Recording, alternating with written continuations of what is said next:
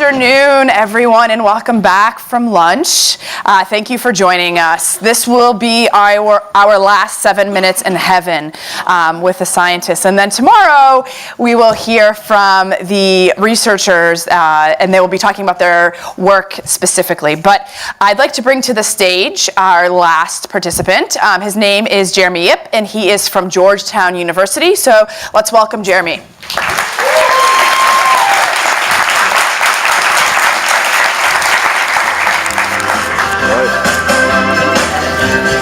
The music again, yeah. All right. I know there's a lot of people, right? Yeah. I know. I'm just taking this in. Yeah. It's great. Yeah. Are you ready? I am ready. All right, let's do it. So let's start off by talking a little bit about what you are most passionate about. Well, I've always been interested in emotions. I was the firstborn in my family, and by that I mean I wasn't the first son, but I was actually the first born on both sides of the family. And as a result, I grew up surrounded by babies and little children, and I was always fascinated by the fact that emotions are such a powerful communication tool, that babies can tell you exactly what they want without having the words for it. And so Amen. now, so my wife and I, we're actually expecting our first child, and thank you. Thanks. So you really need this $10,000. That's why you're here. That's why I was here last year. Follow my Twitter, you'll see. So managing emotions, I think, is a critical life skill. And a lot of times we struggle to understand why we feel the way we do. And we fail to understand the consequences of our emotions on our thoughts and behavior. So as an experimentalist, I'm interested in disentangling this, identifying how people feel, and what are the consequences of those feelings. Got it. So tell us a little bit more about the paper. What did you explore, and then how does it add to your larger research interests? Yeah, so our paper looks at anger and perspective taking. You can think about anger as an emotion that's commonly associated with conflict. Poor perspective taking is also associated with conflict. But interestingly, no research has looked at when people feel angry, does that impair their perspective taking? So that's what we tested in the lab. We ran 6 experiments, and we were interested in examining when people feel angry, do they struggle to take on viewpoints of others? What we found was that arousal explains this effect. So when you feel angry, you tend to become energized. That extra energy interferes with your cognitive functioning, and it makes it difficult to be able to understand somebody else's viewpoint. Got it. So everyone in this room is tasked with building campaigns and telling stories that can motivate people to take action, right? Your research suggests we have to be intentional with the emotions we elicit. So when should we use anger, and when should we not use anger? I think as public interest communicators, as agents of change, you really want to think deliberately and carefully about the emotions that you're invoking in others with your language. And you want to be clear about your strategic goals with those audiences. So if your goal is to broaden people's perspectives, to make them more receptive to new ideas, engaging in hostile, uncivil language is not the way. It's going to elicit anger, and it's going to cause people to struggle to be able to embrace new ideas.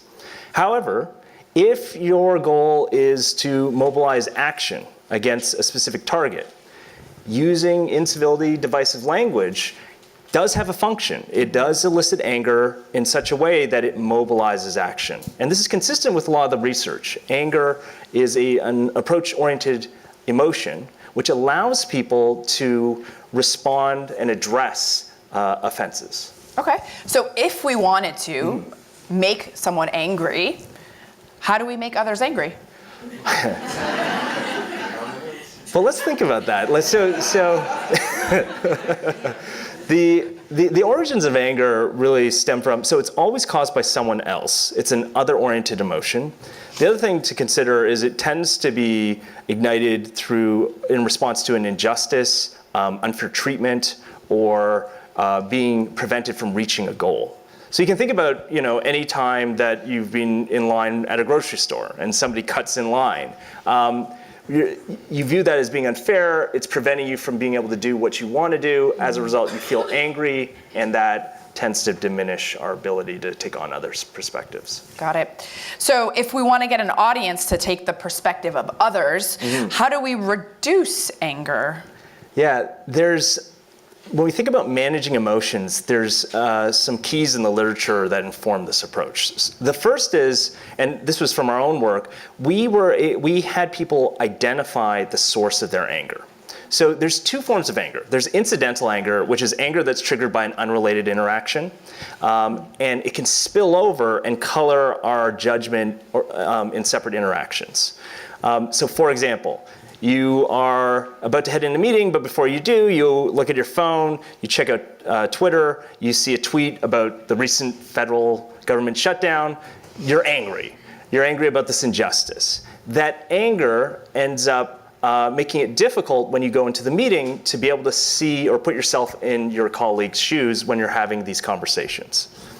Integral anger, on the other hand, is relevant related anger. So in this case, if you're having a discussion and your colleague insults your competence or one of your ideas, you take that personally, you feel angry, and as a result, you become more defensive. You're trying to protect your identity and your ideas. So there's both a function and dysfunction to anger. Sure. And we want to think carefully about how our anger can either facilitate or inhibit our behaviors. All right, so based on your work, what can change makers do today to make a difference on the issues they work on every day? Absolutely. So there's a lot you can do. I think you want to connect the emotional dots. You want to think about the audiences that you're reaching towards. So in this day and age, a lot of the public communications is not just available to the target. It's also available to audiences that you may have not intended or expected for them to see these conversations. So sometimes when you engage in incivility, what can happen is that you elicit anger in the opposition, but you may also generate or trigger emotional reactions in a third-party audience that doesn't necessarily have a strong opinion about that issue.